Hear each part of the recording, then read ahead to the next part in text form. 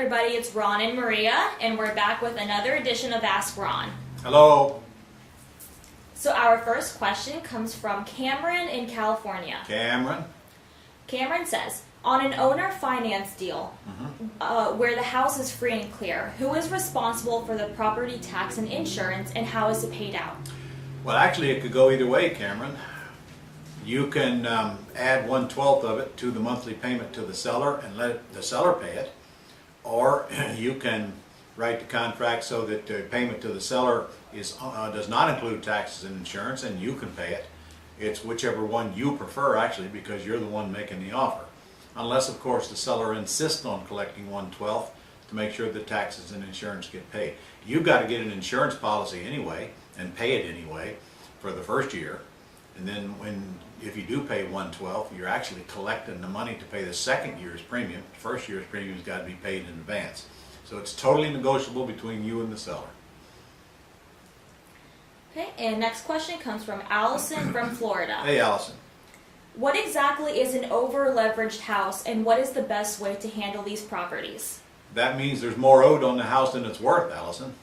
And the best way to handle them is an axe deal where you just put it under contract, or probably to lease option it, find somebody to sandwich lease it from you, and then get whatever you can get out of the house, $5,000, $10,000, and then get out of it if you want to get out of it, or if you want, you can collect a payment, make the payment, stay in it.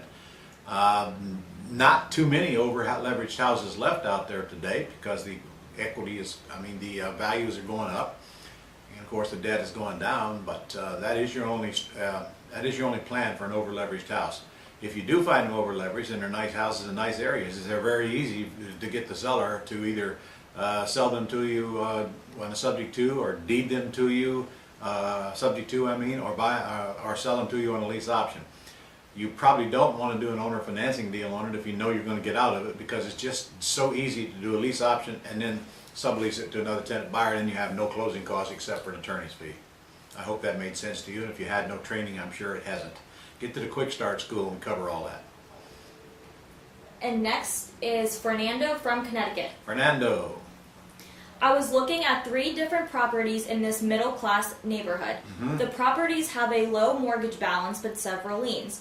IRS, Connecticut Department of Revenue Services, credit cards, mechanic liens. Oh, I love them. I have negotiated paying credit card liens for 10 to 30% of the value. Right. Will the IRS and State Department of Revenue negotiate the debt or temporarily lift the lien to close?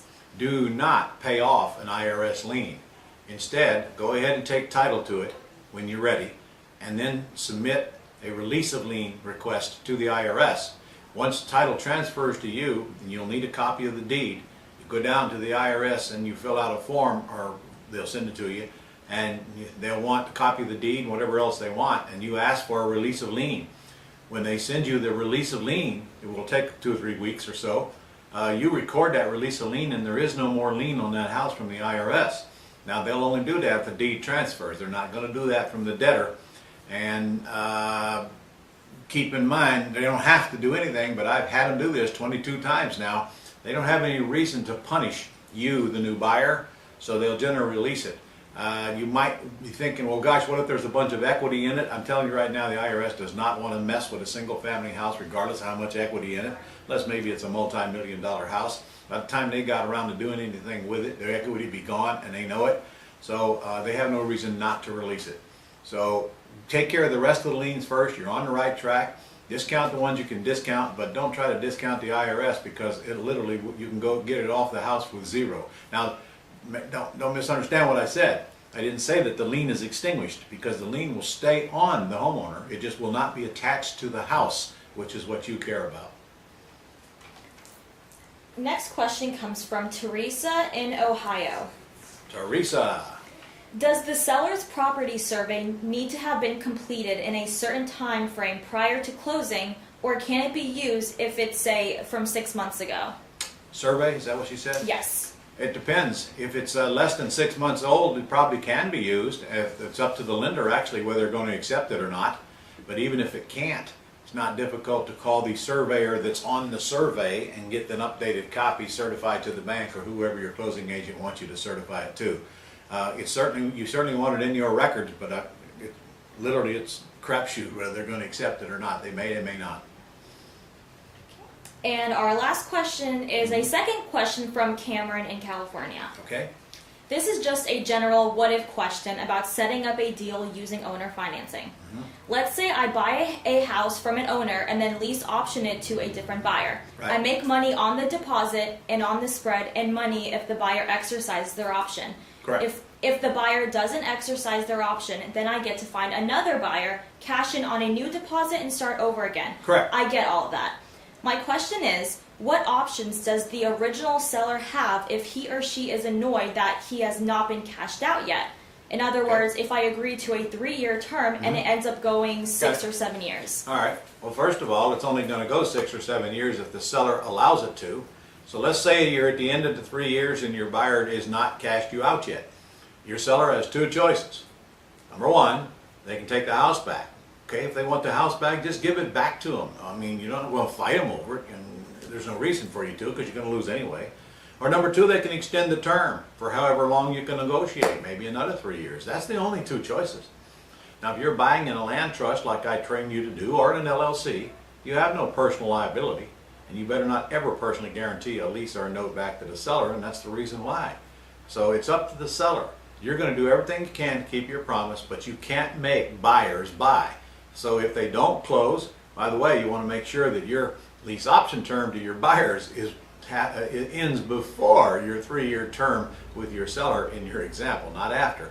So if your buyer doesn't buy, then they've defaulted on their own option agreement. They got no case. And again, worst case scenario, the seller takes the house back. I always tell them, because you're going to get maybe a question from time to time, well, what happens if you haven't paid me off by then? I say, well, look, listen, will the house be worth more by then? Sure. Will the debt be lower? Yes. Well, you know, I can make you a case that you're probably better off if I don't pay you off within the 3 years, but that certainly is not my intention. Wouldn't you agree, Mr. Seller? That's how you handle that objection. All right? And that wraps it up for this week. Okay. Well, golly. We have another week gone by. We're into October now. What are you guys doing? You got October, November, December, and this year's gone. Are you going to get out there and get some deals? And if you're already doing them, tell us about them. I want your letters. I want to see some copies of your checks. I want your photographs. I want your stories. Get them in here, and we put them up on our wall, and we put them out on our websites, and we make you famous. So get out there and get some deals done. And look, get the quick start. We've only got 3 left the rest of this year, and one of them's in Jacksonville, Florida, where I live, I might point out. And anytime you come to Jacksonville, you have to go eat at Iggy's Grill and Bar. It's Florida law. So get registered for Quick Start as soon as you can. If you haven't registered for the summit yet, what the heck are you waiting on? Got Gene Simmons coming, a whole bunch of other folks. I got some really cool people coming to the summit. In fact, I'm not even going to mention them right now. You'll have to wait till later to find out the surprises I got available for you. So go to RES 2018. It's only $197 to come to this thing. We're going to spend more than that on food on you. So get some deals working, and I'll see you next week, same time, same channel.